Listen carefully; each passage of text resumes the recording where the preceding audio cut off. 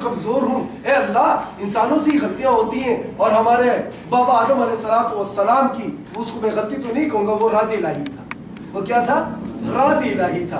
लेकिन गलतियां तो हमसे ही होती हैं, कोताहियां हमसे ही होती हैं। ए अल्लाह, हमें माफ़ करना, इस्तग़फ़ार करते रहना, मग़फ़िरत मांगते रहना, कभी अपनी नमाज़ों पे मत इतराना, कभी ये मत समझना कि ये नमाज़ें तुम्हें बचा सकेंगी। वल्लाहु आलिम व रसूलुहु आलिम, ये नमाज़ें हमारे सर से ऊपर उठती भी हैं कि नहीं? ये तकवा हमारा अल्लाह के हुजूर में कबूल भी है कि नहीं? ये दाढ़ियाँ, ये शक्लें, ये सूरतें अल्लाह के हुजूर में कबूल भी हैं कि नहीं कबूल? तो अज़ीज़ान मन, ये आज हमारे पास और आपके पास बहुत अजीम मौका है, चांस है कि हम दुनिया की जमीन के ऊपर बैठे हुए हैं, और आज अल्लाह खुद फरमाता है कलाम, ए इंसान, मैंने तुझे नुत्फे गंदे पानी से पैदा किया, तेरी तखलीक 2 गंदे पानियों से किया, तेरी माँ के पानी से और तेरे बाप के पानी से, उन दोनों पानियों को मिलाया, मैंने तुझे सरापा जिस्म अता किया। क्या अता किया? सरापा जिस्म अता किया। फिर मैंने तुझे बोलने के लिए ज़बान अता की, सुनने के लिए कान अता की, देखने के लिए आंखें अता की। फिर उस ज़बान में मैंने कुव्वत अता फरमाई कि तू मेरा नाम ले, तू मेरा नाम ले। ए मेरे बंदे, फिर मैंने तुझे इल्म अता किया, तू ताकि तू बैठे और महफिल में, मजलिस में मेरा जिक्र करे। क्या करे? मेरा जिक्र। तो हम सब की तकलीफ, हम सब की तकलीफ इन 2 पानियों से हुआ। किससे हुआ? 2 पानियों से। और उस रब करीम की कितनी अजीम जात है कि वो हमें अपने आगे सजदे के लिए खड़ा कर देता है, नमाज के लिए बुला देता है। अल्लाह की कसम, रब काबा की कसम खा रहा हूँ, और फिर अल्लाह की कसम खा रहा हूँ कि अल्लाह अगर किसी पे फजल न करे, कभी भी उसको अपने आगे झुकाए। अल्लाह जिस पे फजल नहीं करता, वो कभी भी सजदा अल्लाह के हुजूर में नहीं करता, वो कभी भी नमाज की तरफ रागिब नहीं होता, वो कभी भी मस्जिद की तरफ रागिब नहीं होता, वो कभी भी सुन्नत हबीब के लिए रागिब नहीं होगा, बल्कि वो दुनिया के पीछे भागता रहेगा, यहाँ तक कि वो कुत्ता बन जाएगा दुनिया का, और इसी तरह दुनिया से रुक सकता। 7 या 8 महीने पहले इसी मकाम, इसी मजलिस में मैं बैठा हुआ था। बाबा का आज का ही दिन था, आज की महफिल थी, आज मैं आप लोगों के दरमियान में। ये 8 महीने कैसे गुजरे? आका नबी करीम सल्लल्लाहु अलैहि वसल्लम फरमाते, मेरी आखिरी उम्मत में साल महीनों के बराबर हो जाएगा, महीना हफ्तों के बराबर हो जाएगा, हफ्ता दिनों में चला जाएगा, और दिन सेकंडों में आ जाएगा। ईमान से बताएं, जिंदगी कितनी तेजी से आप लोगों की खत्म हो गई, ये लम्हात कितनी तेजी से। अभी जो हमने खत्म पढ़ा ये माजी हो गया, अभी जो हमने जिक्र किया ये माजी हो गया। अब ये जिक्र वाले लम्हात, ये खत्म वाले लम्हात, जो जमात हमने पढ़ी ये माजी हो गया। ये असर की नमाज अब हमारी जिंदगी में कभी नहीं आने वाली, ये जिक्र अब दोबारा हमारी जिंदगी में कभी नहीं आने वाला, ये मजलिस हमारी जिंदगी में दोबारा कभी नहीं आने वाली। कितनी अच्छी बात है कि हर लम्हा, हर दौर, हर वक्त, हर टाइम उसकी याद में गुजरे, हर लम्हा उसकी याद में गुजरे। और अगर ऐसा ना हुआ, ऐसा ना हुआ, तो कसम अल्लाह की, वहां पे मौत को पुकारोगे, मौत नहीं आएगी, वहां पछताओगे, पछताने से कुछ हासिल नहीं होगा। वहां हमारी बातें अगर याद भी आएंगी तो इन बातों का कोई फायदा नहीं होगा। जो कुछ भी करना है इस दुनिया में करना है, इस दुनिया में हमने सीखना भी है, इस दुनिया में हमने अमाल भी करना है। जो तमाम जिंदगी सीखता रहा और किसी को कुछ सिखा ना सका, उसने क्या सीखा? जो तमाम जिंदगी पढ़ता रहा, किसी को पढ़ा न सका, उसने क्या पढ़ा? जो तमाम जिंदगी नेकी के दर्स तो हासिल करता रहा, लेकिन कभी उसके हाथ से नेकी न हुई, तो उसने क्या नेकी सीखी? पढ़ो कम, बताओ ज्यादा, सीखो कम, सिखाओ ज्यादा, तब जाके अमन होगी। अपने घरों में नजर मारो, अपनी माओ पे नजर मारो, बहनों पे नजर मारो, बेटियों पे नजर मारो, किसके सर पे दुपट्टा नहीं होता, कौन नमाज के करीब नहीं आ रही, कोई पलीती पाकी की ख्याल नहीं रख रही, कोई फहाशी और आयाशी की तरफ जा रहा है। मेरे बच्चों, आप सब, हम आप सब, शरीयत हम अपने घर से शुरू करेंगे। कहां से शुरू करेंगे? घर से। जब घर शरीयत के माहौल में ढल जाएगा, सुन्नत हबीब की खुशबू में ढल जाएगा, फिर पड़ोसी की तरफ देखेंगे। जब पड़ोसी भी हमारा ऐसा हो जाएगा, फिर अजीज व अक़रबा की तरफ देखेंगे, फिर रिश्तेदारों की तरफ देखेंगे। जब हम खुद जन्नत चाहते हैं, अल्लाह की रजा चाहते हैं, तो ये तो हो ही नहीं सकता कि जिससे हम प्यार करें उसको जहन्नम में धकेलें। अगर हम अपने लिए जन्नत चाहते हैं तो मस्ट है कि हम अपने वालिदैन के लिए भी जन्नत चाहते हैं। नहीं चाहते? पहला करीना है कि जब भी आप लोग, अल्लाह हम सबको उम्रे पे ले जाए, हज पे ले जाए, बार बार ले जाए, बार बार ले जाए, जब भी आप पहली बार जाए तो बेहतरीन दुआओं में ये दुआ है کہ اپنے دعا کے بعد دوسری دعا کیا مانگنی ہوگی جب کعبے کو دیکھیں گے؟ اے اللہ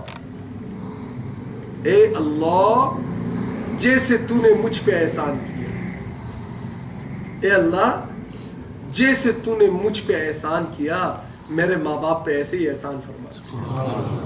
دوسرا پلس، اے اللہ میرے ماں باپ نے مجھ پہ جو احسان کیا مجھ پہ، اب یہ بہت گہرے جملے، اے اللہ میرے والدین نے مجھ پہ جو احسان کیا، تو اولاد پہ تو ماں باپ کو بہت بڑا احسان ہوتا ہے۔ وہ پیشاب کرتا ہے اس کو صاف کرتی ہے، وہ بھوکا ہوتا ہے اس کو کھلاتے ہیں پلاتے ہیں، اس کو کپڑوں کا ہوش نہیں ہوتا، اس کو پہننے کا، سردی کا گرمی کا کسی چیز کا ہوش نہیں۔ اگر ماں باپ کیئر نہ کرے تو بچہ مر جائے۔ تو اے اللہ جیسے میرے والدین نے مجھ پہ احسان کیا ہے اسی طرح تو میرے والدین پہ احسان فرما۔ اللہ اکبر کبیر، یہ دعا ہے۔ یہ کیا ہے؟ یہ دعا ہے۔ تو ہم نے اور آپ نے زندگی دعاؤں کے ساتھ گزاری۔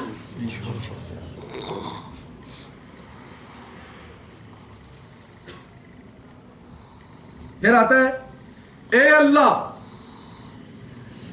تیرا گھر عظمت والا ہے، تیرا گھر شان والا ہے، اے اللہ اس کی عزتوں میں اضافہ فرما، اے اللہ اس کی توقیر میں اضافہ فرما، اے اللہ اس کے دبدبے میں اضافہ فرما، اے اللہ حرم کی توسیع میں اضافہ فرما۔ یہ دعا کرنی چاہیے۔ کیا کرنی چاہیے؟ اچھا میرے اور آپ کی دعا سے یہ سب کچھ ہو جائے گا؟ نہیں، میرے اور آپ کی دعا سے منہ چھوٹا ہے، بات بہت بڑی کر دی۔ تیرے میرے کہنے سے کچھ نہیں ہونے والا، لیکن اللہ خوش ہوتا ہے۔ اللہ کہتا ہے میرے گھر کے لیے، اس کی توقیر کے لیے، اس کی عظمت کے لیے، اس کے روب اور دبدبے کے لیے میرا بندہ مجھ سے دعا کر رہا ہے، میرے گھر کے لیے کر رہا ہے، اللہ خوش ہو جاتا ہے۔ اور اس پتہ ہے اس سے کیا ہوتا ہے؟ وہ تو جو ہونا ہے ہوتا رہے گا تا قیامت تک، وہ اس گھر میں توسیع ہوتی رہے گی، وہ بڑھتا چلا جائے گا، اس کو میں اور آپ نہیں بڑھا سکتے، یہ اللہ کا کام ہے۔ کیوں کہ اللہ نے حرمین شریفین کی ذمہ داری اٹھائی ہوئی، اس کی حفاظت کا ذمہ اٹھایا ہوا ہے، اس کی ہر چیز کا ذمہ اٹھایا ہوا ہے۔ تو شکر الحمدللہ کہ یہ میرے رب نے ذمہ اٹھایا ہوا ہے۔ اگر بیت المقدس والا حال ہوتا تو آج ہمارا کیا حال ہے؟ مٹھی بھر بغیرت یہودی اس پہ قابض ہے، مٹھی بھر۔ لیکن ہماری اپنی بغیرتی کی وجہ سے، ہماری اپنی عیاشی اور فحاشی کی وجہ سے وہ بیت المقدس ہم آزاد نہ کرا سکے۔ 57 ممالک، دی مسلم کنٹری، پوری دنیا میں 57 ممالک کے مسلمانوں کی 1 لاکھ فوج بھی اگر ریزرو کر لے تو 57 لاکھ فوج بنتی ہے۔ کتنا؟ دنیا کا کوئی کافر آپ کو ٹیڑھی آنکھ سے بھی نہیں دیکھ سکتا اگر یہ مسلمان ملک آپس میں متفق ہو جائے اور 1 لاکھ فوج آپس میں ریزرو کر دیں، جیسے اقوام متحدہ نے فوج تیار کی ہوئی ہے کہ جو مسلمان سر اٹھاتا ہے کہتا ہے اتحادی پہنچ جاؤ، تو اتحادی پہنچ جاتے ہیں، وہ ہمیں مارتے ہیں۔ دیکھو کیا وجہ ہوا، یہ مسئلہ کیا ہوا، ہم کیوں برباد ہو گئے؟ ہم نے قرآن کو ترک کر دیا۔ کیوں برباد ہو رہے؟ قرآن کو ترک کر دیا۔ ہم کیوں، ہمارا بربادی مقدر ہے؟ حدیث نبوی صلی اللہ علیہ وسلم کو ترک کر دیا۔ آقا نبی پاک صلی اللہ علیہ وآلہ وسلم فرماتے ہیں کفار کے مقابلے میں اپنے گھوڑوں کو تیار رکھو، اپنے گھوڑوں کو، یعنی گھوڑوں کی پیٹھ سے مت اترو۔ یہ اللہ بھی کہہ رہا ہے، نبی اور رب کی بات ایک ہی ہے۔ اگر میں سرکار کی بات کروں تب بھی اللہ کی بات ہے، اور اگر اللہ کی بات کروں تب بھی سرکار کی بات ہے، اس لیے کہ اللہ فرماتا ہے میرا محبوب کوئی بات اپنی طرف سے نہیں کہتا، جو میں کہتا ہوں وہی تو ارشاد فرماتا ہے۔ تو بات کیا ہے؟ بات ایک ہی ہے، لیکن الفاظ اور کہنے کا انداز جدا جدا ہے۔ ایک بات اللہ رب العزت، یعنی اللہ قرآن فرماتا ہے تو قرآن کیا ہے؟ حدیث قدسی۔ قرآن کیا ہے؟ حدیث قدسی۔ اور حدیث کیا ہے؟ جو آقا نے ارشاد فرمایا اور صحابہ نے نقل فرمایا، وہ حدیث سے پاک ہے۔ تو عزیزان من، اگر آج ہم قرآن کو پکڑ لیتے ہیں، قرآن کو پکڑنا کیا ہے؟ اللہ کی رسی کو پکڑنا۔ قرآن کو پکڑنا کیا ہے؟ یہ کوئی کتاب مت سمجھو کہ یہ صرف صفحات پہ کچھ آیتیں لکھی ہوئی، نہ، یہ آیتیں بہت بڑی آیتیں، اس کی ہر آیت کا ہر لفظ، اس کا وزن ایسا ہے کہ یہ 7 زمین 7 آسمان نہیں اٹھا سکتے۔ 7 زمین 7 آسمان نہیں اٹھا سکتے۔ کلمے کے 12 ورڈ ہیں، کتنے؟ 12۔ آقا نبی کریم صلی اللہ علیہ وسلم فرماتے ہیں قیامت کے دن اللہ رب العزت ایک بندے کو بلوائے گا، اس سے پوچھے گا بول تیرے نامہ اعمال میں تو کوئی نیکی نہیں ہے؟ اے رب کریم میرے نامہ اعمال میں کوئی نیکی نہیں ہے، اے اللہ میں کیا کروں؟ اللہ کہے گا گھبرا مت, فرشتے کو ایک چٹھی دے گا. کیا دے گا؟ چٹھی. فرمائے گا یا اللہ رب العزت فرمائے گا اے فرشتوں یہ چٹھی دوسری طرف پلے میں ڈال دو. جب اس کو پلے میں ڈال دیا جائے گا وہ پلے کا حصہ بھاری ہو جائے گا, گناہوں کا ہلکا ہو جائے گا. فرشتے عرض کریں گے اے رب کریم اس چٹھی پہ کیا لکھا ہوا ہے؟ اللہ رب العزت ارشاد فرمائے گا اے فرشتوں اس چٹھی کو کھول کے دیکھو, اس نے جب پہلی بار اخلاص کے ساتھ یہ کلمہ پڑھا تھا ان 2 شرائطوں کے ساتھ, مجھے وہ کلمہ پسند آیا, میں نے اس چٹھی پہ وہ کلمہ لکھا ہوا ہے کہ لا الہ الا اللہ محمد سبحان اللہ سبحان اللہ. عجب بات. اے عزیزان من یہ تو بتاؤ آج اگر آپ پرچی پہ کلمہ لکھتے ہو, چٹاکی پتھر ساتھ میں ڈالتے ہو, وزن کس چیز کا ہوگا؟ بتاؤ ذرا مجھے.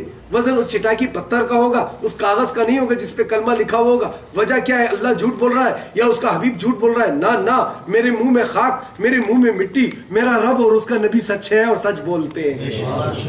وہ حق ہے اور سچ ہے, وہ سچ بولتے ہیں اور حق بولتے ہیں.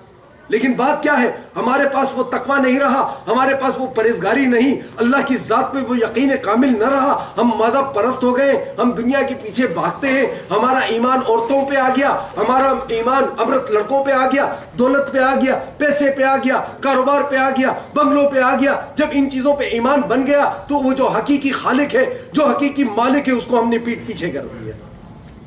کیا کر دیا؟ پیٹ پیچھے کر دیا.